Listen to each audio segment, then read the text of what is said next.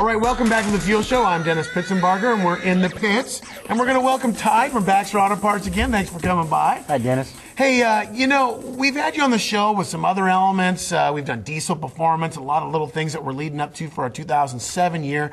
But something that I think we haven't touched on is the rich history behind Baxter Auto Parts. And I know that there's a long story there, and I know that we only have so much time in a show to get to, but I want you to elaborate on that a little bit. Tell us about the history with Baxter Auto Parts. Well, the long history started in 1936 up in Chehalis, Washington. Grandma and Grandpa started a parts supply business and an automotive repair shop there. In 1936, they started the business up there, and World War II happened, so they were building the Liberty ships in the port of Vancouver. Shortly after the war, Grandpa, he was so ingenious at how to make things run, how to repair things.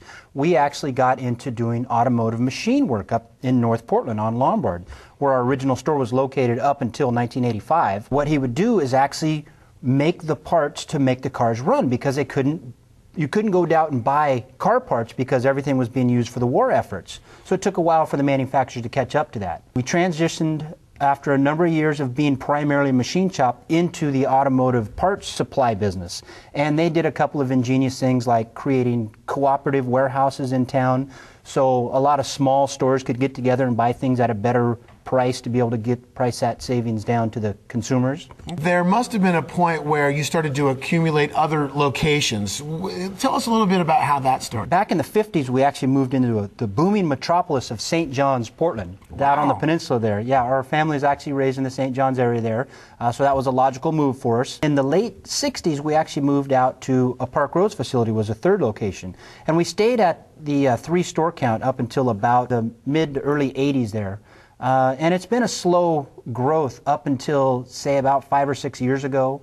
Our wholesale division actually has met a lot of people in the industry, and a lot of people are interested in seeing the greener pastures, getting a little up in age, and so we've kind of established relationships with those types of people to acquire their businesses, and that's how we got a rapid growth of businesses there. The most important thing, what happens in any business for us, is the relationships. Well, that's with customers and employees. Plans for the future. Do you know, I mean, there's a philosophy behind the company that's made it successful all the way back to 1936. It's really important for us to fill in regions with close stores. And one of the first things people do to vehicles is lower it, raise it, suspension items, tires and wheels, spacers, things like that.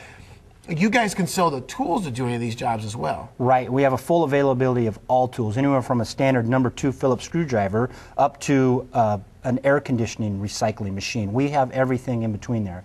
And the other thing is that we have people in our stores that can tell you how to operate those tools too. So you won't be leaving there with just a receipt and a tool. You'll leave with some knowledge also. I also don't want to be the guy stocking that oil shelf, the big wall of oil. I don't know who's get that. That's not your job. Believe it or not, last week I was doing some of that. If someone wants to find a Baxter Auto Parts store, what's the best way to find it, wherever you're at? Well, I think the best and easiest way to do it now is to hit us on our website at www.baxterautoparts.com. World headquarters, I like to say, are at our Delta Park facility, and that's easy to find. I'm available 24/7. As a matter of fact, that's one of the neat things about our company is any of our family members, if someone wants to talk to them, they can get a hold of us. Okay. Well, I know that I'm always back there wasting time talking to your dad, so I appreciate that. Hey, thanks for coming by, and thanks for coming on. And I know that we'll have you on for many shows, had to do with our projects and 07 and all the things going on at Baxter Auto Parts, but we'll see you soon.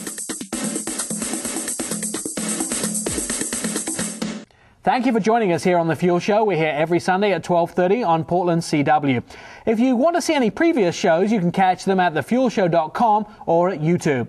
Next week, we're going to have another 2 behind the wheels. We're taking a look at the Honda CR-V and the brand new Ford Edge. So please join us. And don't forget, fuel is nitrous for your mind.